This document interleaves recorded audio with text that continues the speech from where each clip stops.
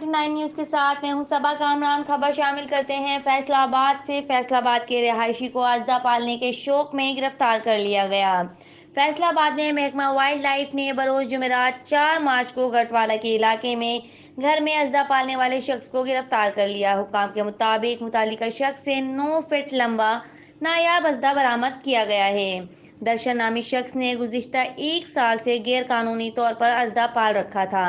محکمہ wild life نے اژدھے کو اپنی تحویل میں لے کر ملزم کو عدالت میں پیش کیا، جس پر عدالت نے جنگلی حیات ایکٹ کے تحت نایاب اژدھے کو لاہور چڑیا گھر منتقل کرنے کا حکم دے دیا۔ عدالتی حکم میں مذکورہ ملزم کو 17 مارچ کو عدالت میں پیش ہونے کا حکم بھی دیا گیا ہے۔ رپورٹ کر رہے ہیں نفیس انصاری، 79 نیوز، فیصل آباد۔